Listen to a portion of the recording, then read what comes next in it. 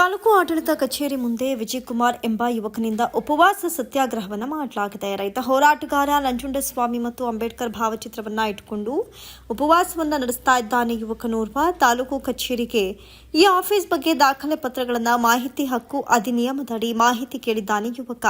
ಮಾಹಿತಿ ಹಕ್ಕು ಅಧಿನಿಯಮದ ಪ್ರಕಾರ ಅರ್ಜಿಗೆ 50 ಪುಟಗಳಿಗೆ ₹2 ಹಣ ಸಂದಾಯ ಮಾಡಲು ಅರ್ಜಿದಾರನಿಗೆ ತಾಲೂಕು ಕಚೇರಿ ವತಿಯಿಂದ ನೋಟಿಸ್ ಅನ್ನು ನೀಡಲಾಯಿತು. ಅರ್ಜಿದಾರನು ನೋಟಿಸ್ ಪಡೆದುಕೊಂಡು ಹಣ ಪುಕ್ಕಟೆ ₹2 ಹಣ ಸಂದಾಯ ಮಾಡಿರ್ತಾನೆ.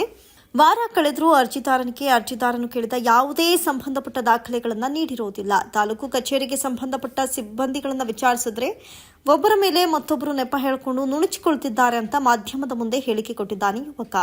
ಮೇ 9ನೇ ತಾರೀಕು ₹100 ಹಣ ಸಂದಾಯವನ್ನು ಮಾಡಿದ ಯುವಕ ಇಂದು ಬೆಳಿಗ್ಗೆ ಸುಮಾರು 10 ಗಂಟೆಯಿಂದ ಉಪವಾಸ ಕುಳಿತಿದ್ರೂ ಸಹ ಯಾವ ತಾಲೂಕು ಕಚೇರಿ ಸಿಬ್ಬಂದಿಗಳು ಯುವಕನ ಬಳಿ ತಲೆ ಕೂಡ ಹಾಕಿ ಸಮಸ್ಯೆ ಬಗೆಹರಿಸೋದಕ್ಕೆ ಮುಂದಾಗಿಲ್ಲ.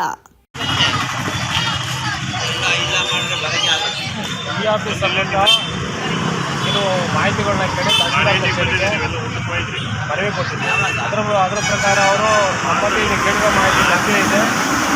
₹100 ಚಲನ್ ಹಾಕಿ 50 ಪುಟ ಇರೋದ್ರಿಂದ ಒಂದು ಮಾಹಿತಿ ತಗೊಂಡ್ಬಂದು ಅದು ಹಿಂಬರ ಕೊಡ್ತೀವಿ.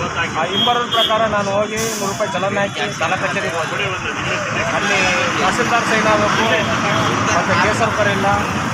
ನಮ್ಮ ಹತ್ರ ಮಾಹಿತಿ ಇರೋ ತಹಸೀಲ್ದಾರ್ ಇದ್ದರೆ ನಾವು ಕೊಡಕ್ಕೆ ಬರೋಲ್ಲ. ತಹಸೀಲ್ದಾರ್ ಹತ್ರ ಕಳಿಸ್ತೀವಿ.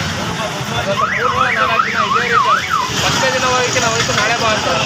2ನೇ ದಿನ ಹೋಗಿಕ್ಕೆ ಕೇಸರ್ಕರ್ ಕಳಿಸಿದ್ವಿ. 3ನೇ ದಿನ ಹೋಗಿ ತಹಸೀಲ್ದಾರ್ ಹತ್ರ ಕಳಿಸಿದ್ವಿ. ಹಿಂಗೆ ಆದರೆ ಸಹಾಯಕ ಸಾರ್ವಜನಿಕ ಮಾಹಿತಿ ಅಧಿಕಾರಿ ಮಾಡಬೇಕಾದ್ರೆ ಕಳಿಸುತ್ತೆ. ತಹಸೀಲ್ದಾರ್ ಮಟ್ಟ ತಗೊಳ್ಳೋದು ನಾವು ಮೇಲ್ಮನವಿ ಸಲ್ಲಿಸಿದ್ವಿ ತಹಸೀಲ್ದಾರ್ ಹತ್ರ ತಗೊಳ್ಳೋದು. ಇವ್ರ ಹಂತದಲ್ಲೇ ಕೊಡಬೇಕಾದ್ರೆ 3-4 ದಿನ ಆಲಿಸ್ಬಿಟ್ಟು ಸಾರ್ವಜನಿಕ ಮಾಹಿತಿ ಅಧಿಕಾರಿ ಏನಕ್ಕಿರಬೇಕು. ಹಾಗಾಗಿ ವಿರುದ್ಧ ನಾವು ಇವತ್ತು ಉಪವಾಸ ಸತ್ಯಾಗ್ರಹ ಹಮ್ಮಿಕೊಂಡಿದ್ದೀವಿ.